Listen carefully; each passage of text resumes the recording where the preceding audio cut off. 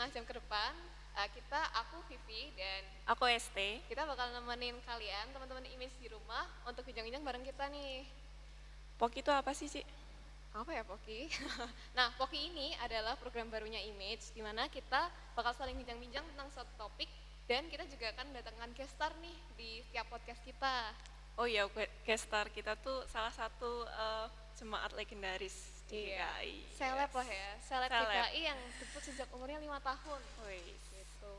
Terus kakak kita ini juga terlibat dalam banyak bidang pelayanan nih, mulai dari PPA Nain, Komisi Anak, terus apa lagi teh?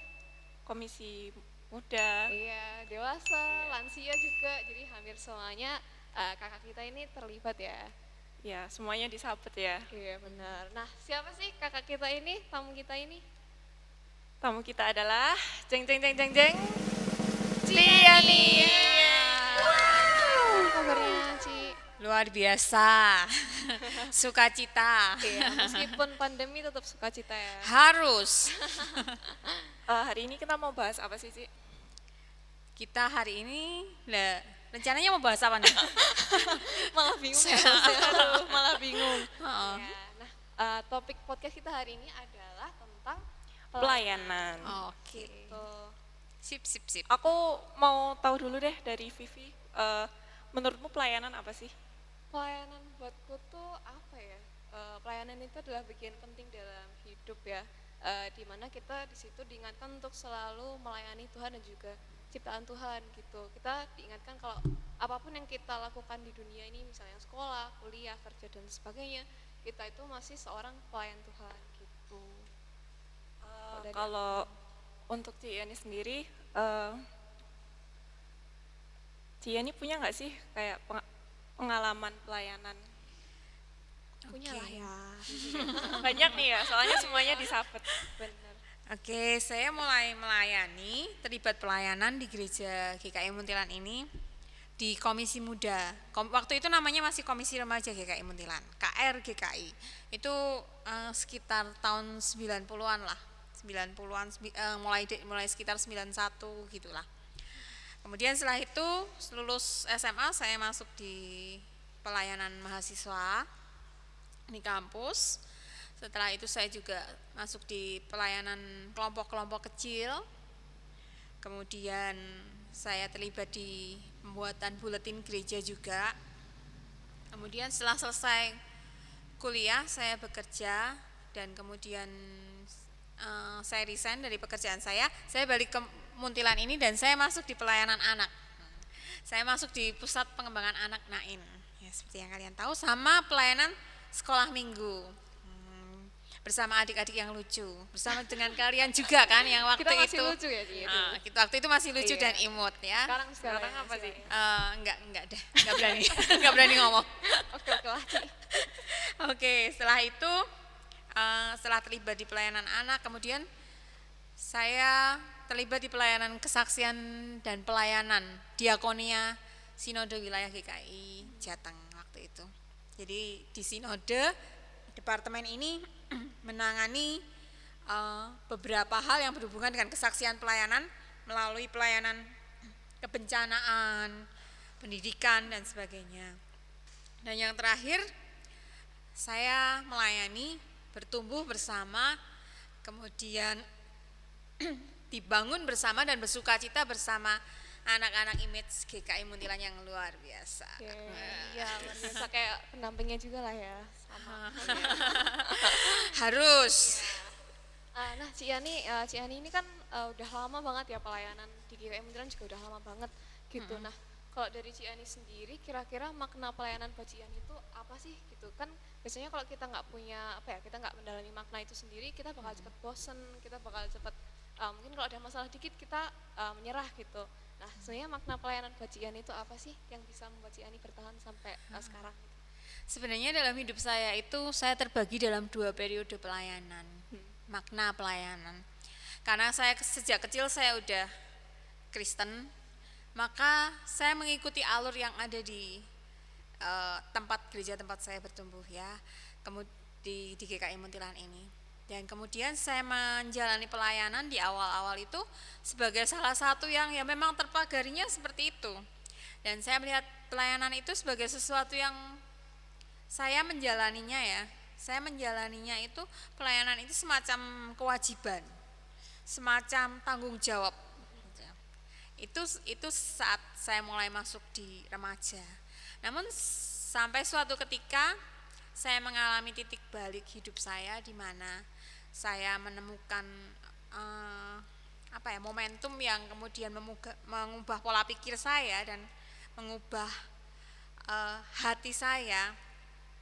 Nah, saat itu saya mulai memasuki kehidupan pelayanan, memaknainya sebagai ucapan syukur. Karena pada saat saya mengalami yang namanya gambar diri saya dipulihkan itu, saya merasakan, oh iya, ternyata Tuhan kita itu luar biasa. Seperti apa sih berharganya saya gitu di mata Tuhan. Yesaya 43 ayat 4 mengatakan, oleh karena engkau berharga di mataku. Nah, dari situ kemudian saya memaknai pelayanan ini sebagai sebuah wujud ucapan syukur yang saya ingin berikan buat Tuhan, ya, yang saya ingin berikan dan saya ingin persembahkan buat Tuhan. Itu mungkin 2 tahap yang saya temukan dalam memaknai pelayanan saya. Kalau aku mau tanya nih Ci, mungkin kan anak-anak sekarang itu mereka tuh kalau misalnya ingin melayani, tapi mereka kadang-kadang merasa takut, khawatir kalau mereka itu nggak bisa untuk melayani dengan baik. Nah, bagaimana sih cara membangun motivasi untuk kita bisa melayani khususnya untuk anak-anak muda? Ya, kalau dari pengalaman saya pun ngalamin pasang surutnya motivasi saya, naik turunnya motivasi saya di dalam pelayanan gitu ya. Bagaimanapun kita juga dipengaruhi sama emosi, apalagi anak muda itu kan masih menggebu-gebu, menggedor-gedor seperti itu. Nah, jadi itu mungkin sangat mempengaruhi. Tapi kalau dari pengalaman saya, yang pasti yang membuat kita di saat down itu akhirnya kita tetap bangkit ya, yang pasti kita punya satu tujuan ya, satu tujuan, satu visi yang menyebabkan kita itu saya nggak akan pernah berhenti loh kalau saya nggak sampai ke tujuan itu. Satu visi, satu tujuan, titik terjauh yang bisa kita lihat, yang itu membangkitkan gairah, hasrat gitu ya, untuk kita sampai ke sana gitu. Seperti seorang pelari ya, seorang pelari ya. Mungkin anak-anak muda banyak lagi kayak mungkin banyak yang suka lari tuh. Novia Amoritavia itu juga suka lari. Iya, sering ketemu di Ya, asal jangan lari dari kenyataan. Iya. Ya. Bahaya itu. Nah, seperti itu, seorang pelari itu tujuannya adalah saya harus sampai finish kan. Nah, seperti itu. Kita harus punya visi yang membangun passion kita. Visi itu yang membangun passion kita. Itu yang pertama. Terus yang kedua, saya ingat istilah the right man in the right place ya. Orang yang tepat di tempat yang tepat. Nah, jangan sampai kita melayani itu kan hanya melihat orang lain. Nah, dulu saya pernah kayak gitu tuh. Saya melihat, dia hebat ya, saya pengen punya pelayanan kayak dia. Padahal nggak sesuai sama kapasitas kita. Nah, yang membuat kita akhirnya kemudian bisa termotivasi adalah saat kita melayani sesuai kapasitas kita gitu. Bisanya apa sih? Misalnya gitu. Ya, tahu kan Robi Gunawan Sidabalok? Ya. Tahu banget itu. Tahu banget. Seleb kedua kita itu. Ya, coba dia disuruh main musik gitu, dia nggak akan terbangun motivasinya. Tapi begitu dia pegang kamera, dia di depan komputer untuk edit, wah semuanya beres gitu, semua terpukau. Nah, itu salah satu contohnya. Betul. Nah, memiliki visi dan mengenali kapasitas dan kemampuan diri sendiri. Nah, Ci, mungkin pertanyaan lanjutan juga, gimana sih cara kita mengenali sebenarnya passion itu tuh apa gitu dalam pelayanan? Kadang-kadang kita tuh juga mungkin ngerasa kalau misalnya jadi MC, aku nggak bisa jadi MC, terus suruh main musik, aku juga nggak bisa. Nah, kayak kalau misalnya kayak gitu gimana, Ci? Biasanya sih, itu awalnya kembali ke dari apa sih yang sebenarnya kita suka dan apa sih yang sudah tersedia gitu ya di sini gitu ya, di tempat kita melayani. Sebenarnya banyak bidang loh yang bisa kita kita geluti di dalam pelayanan kan, pelayanan itu kan nggak harus di mimbar, Betul. tapi juga bisa di balik layar gitu ya. Cara mengenalinya ya kita bisa sebenarnya kalau dari tes kayak gitu tuh ada loh yang sebenarnya ringan gitu ya, kayak tes karunia motivasi, tes karunia rohani, kemudian tes temperamen itu akan membantu kita untuk mengenali pelayanan kita. Dan juga kadang-kadang apa sih yang paling mengusik hati kita. Kalau orang lain mungkin melihat posisi, ya ini dekornya aja ya, letaknya ini gitu ditaruh di mana aja, buat saya sih bagus gitu ya. Tapi ada orang yang melihat, wah ini kok kurang pas ya, warnanya perpaduannya kurang. Nah mungkin mungkin orang-orang yang seperti ini, orang-orang yang melihat, wah dia kuat di artistiknya, Iya. kemudian kuat di kalau dia pegang dekorasi kayak gitu. Nah sebenarnya itu sih apa yang membuat dia terusik dan orang lain enggak gitu. Nah sebenarnya itu sih yang paling gampang untuk dideteksi. Benar-benar. Karena Kalau semua orang punya spesialisasi ya masing-masing ya. iya. Kalau untuk lingkungan sendiri itu berpengaruh nggak sih, lingkungan apa di dalam suatu pelayanan gitu, Ci, untuk anak-anak bisa terbangun motivasinya? Mungkin kan kadang-kadang kayak kita malu gitu sama temen gitu, atau mungkin temennya kayak kita lagi nyoba sesuatu kayak diece-ece gitu sih. Iya. Nah gitu gimana Atau sih? dia kok bisa main musik, aku enggak, karena aku juga pernah mengalami hal itu. Sebenarnya satu hal yang perlu kita pahami yang seperti Vivi katakan tadi, bahwa masing-masing kita tuh punya keunikan sendiri, punya spesifikasi, punya spesialisasi sendiri gitu loh. Kita tuh unik. Yang pertama itu, terus dua, kita juga butuh komunitas yang mendukung ya. Iya. Komunitas yang mensupport gitu. Komunitas yang bisa membantu kita gitu loh. Nah, yang ketiga adalah bagaimana sih cara berpikir kita? Untuk siapa sih kita mau lakukan itu? Kalau kita lakukan itu untuk Tuhan, ibarat katanya meskipun kita diejek, tapi ya mungkin itu juga mungkin akan membuat kita down gitu, tapi nggak sampai membuat kita jatuh. Nah, mungkin dari itu sih, dukungan teman, kesadaran bahwa kita itu unik, dan kita tuh motivasinya mau kemana sih gitu. Itu sih menurut pengalamanku gitu. Benar, dan aku rasa kayaknya sekarang di image juga lingkungannya udah sangat positif ya. Kita selalu ngajak teman-teman untuk aktif di pelayanan juga, dan selalu mendukung gitu pertumbuhan masing-masing anak di sini gitu kan ya, Ci Iya, ya. Oke, mungkin selanjutnya aku tanya nih Ci Yani kan juga udah berpengalaman terlibat dalam berbagai bidang pelayanan ya. Pasti di setiap yang dilakukan tuh pasti ada tantangan ya kan, Ci? Nah, kira-kira kalau dari Ci Yani sendiri selama berpelayanan ini, tantangan yang Ci Yani alamin itu apa sih, Ci? ya. Contohnya aja seperti ini. Tadi di awal diperkenalkan saya di pelayanan anak, pelayanan muda gitu kan, Iya, Komdes, dan di banyak hal itu. Nah, mungkin sekilas itu wah luar biasa gitu ya. Tapi justru pada saat kita mau ke semuanya itu, nah itu nanti kita akan kesulitan dalam membagi waktu, manajemen prioritas. Nah, saya ngalami itu. Saya ngalami di mana saya stres. Pelayanan lo stres. Pelayanan lo stres gitu loh. Iya. Karena harus bagi waktu, karena harus ngatur semuanya. Nah, itu sih saya mengalami salah satu tantangannya itu. Tantangan untuk membagi waktu. Jadi itu punya banyak pelayanan itu bisa jadi bagus, bisa juga jadi sesuatu yang jadi pertimbangan kita. Nah, itu membagi waktu. Yang kedua, di dalam pelayanan itu kita nggak lepas dari konflik, ya, nggak lepas dari benturan. Nah, di situ itu juga salah satu tantangan, gitu ya. Kadang-kadang kita sudah menyiapkan segala sesuatunya yang menurut kita oke gitu, tiba-tiba ada orang yang merasa itu enggak, lalu dimentahkan, merasa dimentahkan gitu. Nah, itu satu tantangan.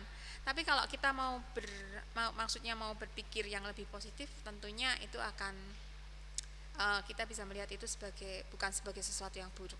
Tapi bisa jadi tempat kita belajar ya Ci ya malahan ya. Iya betul. Tapi pernah nggak Ci merasakan bahwa suatu ketika merasa aku eh,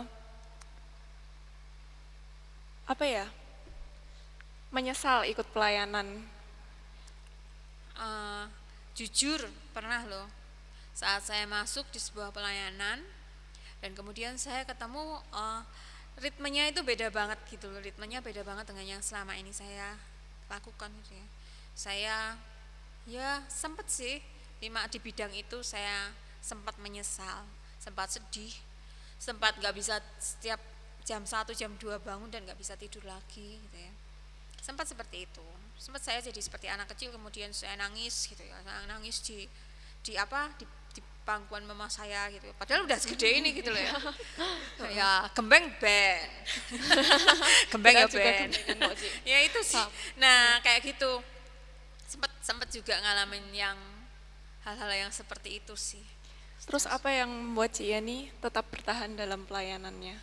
Ya, yang membuat saya akhirnya tetap bertahan adalah saya belajar kok dari setiap situasi ya. Saya belajar dari setiap hal yang buruk. Nah, salah satu tokoh Alkitab yang maksudnya yang jadi idola saya itu Petrus ya. Simon Petrus. Pada saat Tuhan Yesus panggil dia, Tuhan Yesus katakan, "Engkau bukan lagi Simon, tapi engkau adalah Petrus." Artinya apa? Simon itu artinya ilalang, mudah terombang-ambingkan. Tapi Petrus itu artinya batu karang. Ya. Artinya apa? Tuhan seperti memberikan visi buat Simon, buat Petrus. Tapi apakah itu langsung terwujud? Enggak loh. Berapa kali Petrus kemudian akhirnya terjebak. Yang pertama pernah waktu ditanya sama Tuhan Yesus dan dia menjawab, pernah loh Tuhan Yesus katakan, ada satu firman Tuhan pada saat Petrus menjawab, dia bilang, "Nyah kau iblis, bayang no perasaanmu di iblis-iblis nih," gitu ya. Maksudnya itu yang saya bayangkan gitu. Tapi Petrus tidak maksudnya tidak, itu tidak membuat dia down. Dan di satu titik saat Petrus kemudian menyangkal Tuhan Yesus 3 kali. Ya, Petrus menyesal, Petrus nangis. Tapi apa yang dia lakukan? Sebenarnya dia punya pilihan, udah ya sudah, aku tinggalkan aja, tutup lembaran lamaku bersama Tuhan Yesus, aku masuk dan jalani pekerjaanku. Pilihan yang kedua, dia mungkin oh iya, aku ambil jalan seperti Yudas Iskariot, bunuh diri aja karena aku sudah berdosa dan tak layak. Tapi yang ketiga, dia memilih untuk belajar dari kegagalan dan bangkit. Nah itu. Jadi setiap pengalaman yang buruk itu juga mengandung sebuah makna yang baik ya Ci. Iya, Membuat kita bertumbuh. membuat kita jadi dewasa. Iya. Coba nanti di lain topik ya. Oke. Kemudian perubahan apa sih yang Ci Yani sadari sebelum dan sesudah melakukan pelayanan? Ya yang pasti ada banyak hal yang ditambahkan saat saat di pelayanan itu kan kita berrelasi dengan orang-orang banyak. Nah, kita juga belajar berrelasi, mengenali, kemudian bertumbuh bersama orang-orang yang mungkin temperamennya beda sama kita, pola pikirnya beda sama kita. Ya, itu. Kemudian pola pikirnya beda, temperamennya beda, seperti itu. Kemudian juga apa tadi yang pertanyaannya tadi? Perubahan yang Perubahan dialami. yang dialami, nah seperti itu ya. Saya selalu lupa. Ya, nah manusiawi. itu ya perubahan. Nah, kita ketemu sama orang, nah kita dilatih untuk menjadi dewasa dengan itu, dengan bertemu dengan orang-orang yang berbeda itu. Nah, khusus kemudian selain itu kita belajar juga tentang berorganisasi dan memanage banyak hal diri kita, memanage pelayanan kita, itu sih. Ada yang menyadari nggak Ci dari perubahan yang terjadi pada diri Ci Yani? Ada. Saya ingat waktu saya gambar diri saya belum diperbarui, waktu saya masih menyesali dengan keberadaan fisik saya menjadi orang yang sangat mungkin tidak menyenangkan buat beberapa orang yang dekat dengan saya. Nah, sampai suatu ketika itu sekitar tahun 94 lah, 93 94. Kemudian saat saya mulai mengalami pemulihan gambar diri saya menyadari bahwa saya diterima Tuhan. Dengan keunikan saya, ada salah satu kerabat orang yang mungkin sering saya sakiti dulu membandingkan dua foto di tahun 2003 dan 2004. Apa tuh Cik bedanya? Bedanya kok ini wajahnya beda ya, maksudnya lebih sumringah, lebih kelihatan bersinar gitu loh. Kalau cantik sih saya rasa sejak lahir ya. Iya. Cantik Approve banget. sih, approve. Tercantik se-GKI nomor Iya, 1. nomor 1. Makasih loh, habis ini kamu mau tak traktir kemana? Bakso Cik, bakso ya. Mau ya Cik? Oke. Oke. Nah, Cik Yani tadi udah sharing juga kan ya pengalamannya Cik Yani berpelayanan dari masih muda sampai sekarang. Dan Cik, kita sekarang mau bahas nih realita pelayanan anak-anak muda zaman sekarang, Cik. Kalau sekarang nih kecenderungannya mungkin kebanyakan dari kita lebih pilih untuk apa namanya ya, menggunakan potensi kita di organisasi kayak OSIS atau organisasi di kuliah gitu dibanding pelayanan yang ada di gereja. Nah, kalau menurut Cik Yani itu gimana sih Cik? Kenapa sih bisa terjadi dan gimana caranya supaya kita bisa balance gitu? Kadang-kadang kita mengambil keputusan untuk terlibat di sesuatu itu kan kita lihat benefitnya ya. Itu. Nah, kalau di organisasi sekolah, kampus dan sebagainya itu mungkin ada memang ada benefit yang lebih nyata, real gitu ya. Iya. Bentuknya apa? Misalnya bentuk kredit, ya poin. Kemudian bentuknya apa? Sertifikat. Nah, itu lebih kelihatan sertifikat. Kemudian relasi dengan teman-teman sebaya dan juga mungkin juga selain pengalaman-pengalaman ya itu sih yang mungkin orang akan lebih melihat itu kalau di kampus di organisasi sekolah. Nah itu buat saya yang sudah lama nggak sekolah loh ya pikirannya. Sementara di gereja itu kadang-kadang benefitnya nggak senyata itu, nggak sejelas itu gitu loh. Benefitnya nggak sejelas dalam bentuk piagam, nggak sejelas dalam bentuk poin dan kredit gitu loh. Tapi kreditnya itu kredit yang nggak kelihatan berupa pertumbuhan seperti itu. Nah mungkin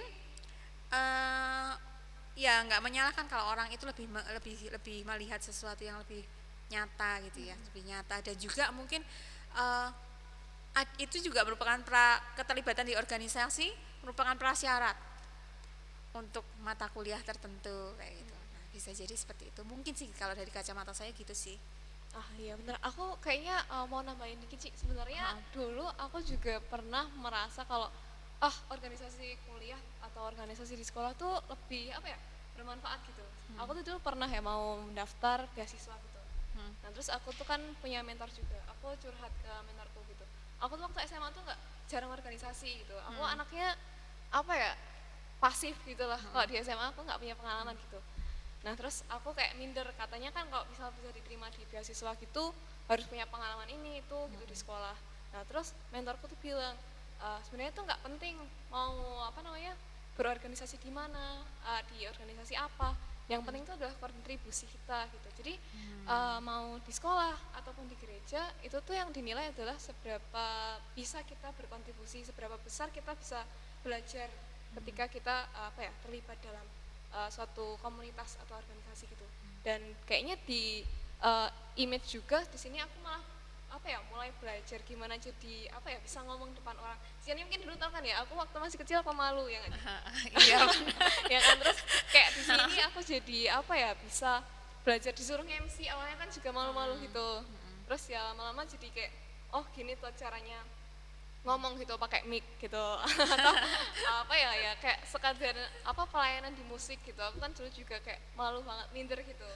Tapi lama-lama terus kayak ya karena aku dikasih kesempatan berpelayanan di situ aku jadi ada progres atau pertumbuhan gitu lah buat diriku gitu Ci. Mungkin saya garis bawahi satu hal yang mungkin dari yang Vivi bilang tadi, dan itu sebenarnya kalau di gereja itu benefitnya yang lebih nyata itu kalau motivasi kita benar bukan ke diri kita, tapi bagaimana kita menghasilkan satu dampak nyata, bagaimana kita membawa satu perubahan positif di tempat kita berada. Benar. Mungkin itu sih.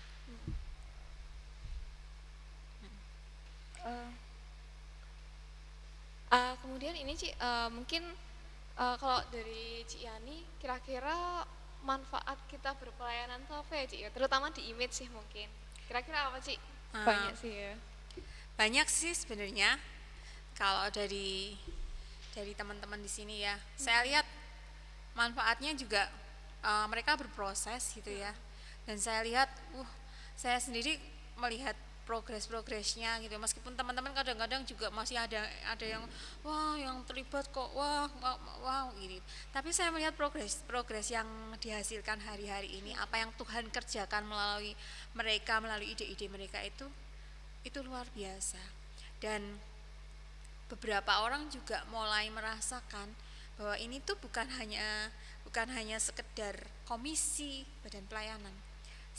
Satu hal yang saya itu eh, bahkan tergugah dan saya takjub adalah saat ketuanya Image bilang seperti ini, bahwa kita nggak mau Image ini cuma jadi hanya sebatas organisasi, tapi saya rindu untuk Image ini jadi komunitas. Ini saya sampai merinding. Kak, itu buat saya dalam banget gitu. Buat saya dalam banget. Nah, jadi ya benefit di sini mungkin nggak kelihatan nyata gitu loh. Tapi banyak progres yang saya lihat, kepercayaan diri. Mereka nggak pernah pegang eh, pegang ternyata kelihatan orang-orang yang ternyata minatnya ada di multimedia. Iya. Di situ. Nah, belakangan ini saya sampai kadang-kadang kalau mereka mempersiapkan sesuatu saya datang tapi saya bingung ngapain sih saya di sini. Karena udah pada ini sendiri ya. Udah Mereka aktif, tahu bagiannya inisiatif. sendiri dan banyak hal yang Tuhan tunjukkan. Saat kita mau mulai melangkah ya, saat kita mau mulai pelayanan, dulu saya ingat loh, kalau yang namanya pelayanan diajak aja itu susah, sampai sekarang pun mungkin ada susah. Tapi luar biasanya mereka ini, teman-teman Image ini berani untuk buka bikin oprek. Benar. Dan saya kaget waktu saat mereka buka oprek itu ternyata mulai bermunculan orang-orang. Enggak banyak sih, mungkin malu. Nah, mulai banyak orang yang bermunculan untuk oprek. Itu buat saya luar biasa Tuhan bekerja. Itu sih. Benar. Dan juga mungkin kayak berpelayanan di GKI Muntilan itu buatku sendiri di sini apa ya? Jadi kayak tempat aku bisa ketemu dengan orang-orang yang beda angkatan sama aku gitu. Kayak bisa belajar dari mereka. Ya, aku sama si Yani kan kita juga apa angkatannya jauh gitu. Tapi kalau mungkin Tapi berasa seumuran kan? iya benar karena Ciani selalu mendengarkanku dengan baik. Pokoknya di image ini bisa ketemu sama Ciani, bisa sharing gitu, bisa ketemu sama siapa Renaldi sama Ara ya yang mungkin angkatannya jauh gitu, tapi di sini kita bisa sharing-sharing dan bisa saling apa ya diskusi, saling belajar juga gitu. Aku juga ini sih merasakan manfaat dari pelayanan di image ini sih. Iya. Ci. Karena aku kan orangnya juga nggak pernah ikut organisasi kan, apalagi waktu SMA sukanya dolan-dolan santai-santai. Tapi ketika aku disuruh pelayanan di image untuk mempersiapkan youth camp dan lain-lain tuh, aku merasa di sini itu aku diajarin gimana sih cara mempersiapkan sebuah acara yang baik, dan itu tuh dapat aku terapkan pada saat aku kuliah. Apalagi kan aku orangnya kan malu ketemu orang-orang baru juga malu, tapi karena aku belajar di sini aku jadi berani untuk ikut komunitas, untuk ikut organisasi kepanitiaan. Jadi menurutku pelayanan itu sangat bermanfaat sih buat aku mengembangkan pribadiku untuk bisa lebih maju lagi. Iya, malah lebih kenal diri sendiri sebenarnya potensinya apa sih, terus yang disukain apa gitu. Bisa saling bekerja sama juga dengan teman-teman yang ada. Ya, Sweet. Jadi tambah loh.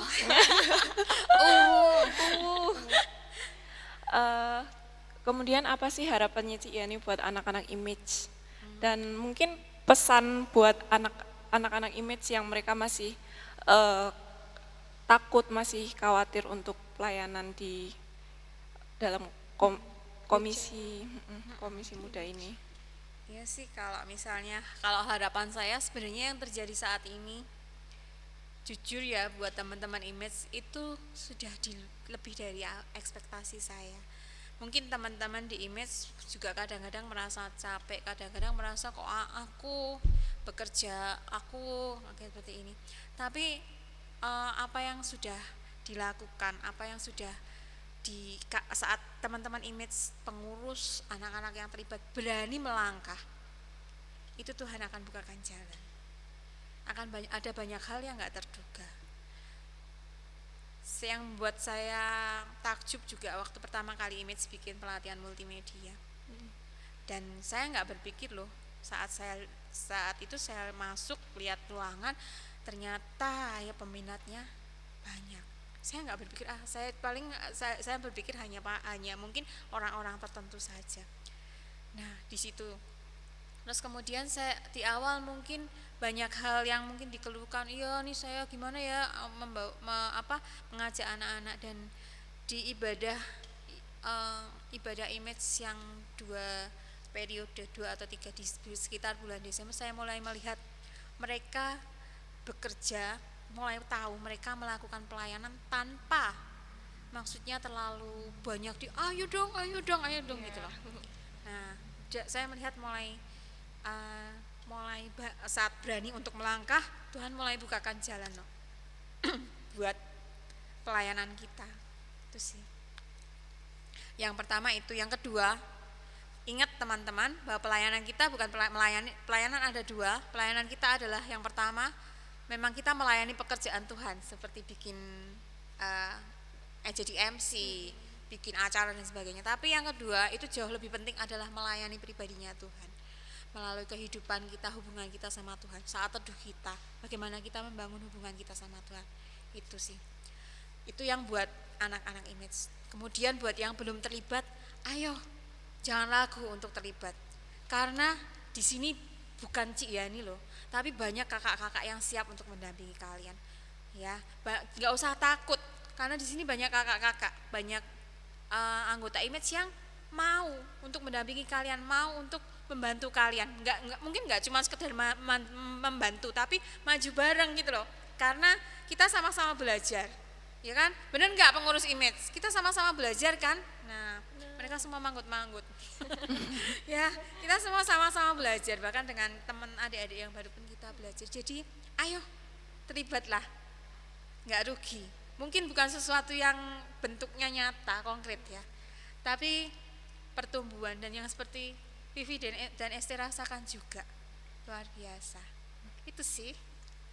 Oke, mungkin kalau boleh disimpulkan dari pembicaraan kita selama 30 menit ini ya, pelayanan itu adalah sarana kita untuk membangun hubungan kita dengan Tuhan gitu ya. Kita jadi pakai waktu kita untuk melayani Tuhan, dan juga ciptaan ciptaan Tuhan atau sesama kita gitu. Dan selain itu, meskipun bukan tujuan utama di pelayanan ini, kita bisa mengenali diri sendiri ya sih. Mengenali potensi, terus kita juga bisa ketemu dengan keluarga yang suportif seperti image ini gitu. Kita di sini bisa bertemu bareng, bisa belajar bareng kayak gitu. Jadi teman-teman yang di rumah ditunggu pelayanannya di image ya setelah ini gitu. Oke gitu, mungkin podcast kita hari ini Udah selesai ya. Ya cepet banget. Lanjut nongkrong. Bakso, siapa yang bayarin? Kita minta nanti si Ibadah yang bayarin. Boleh, ditunggu ya. Gitu aja. Terima kasih Ciani untuk Terima sharingnya kasih, hari ini. Ciani. Sangat memberkati buat kita semua. Oke.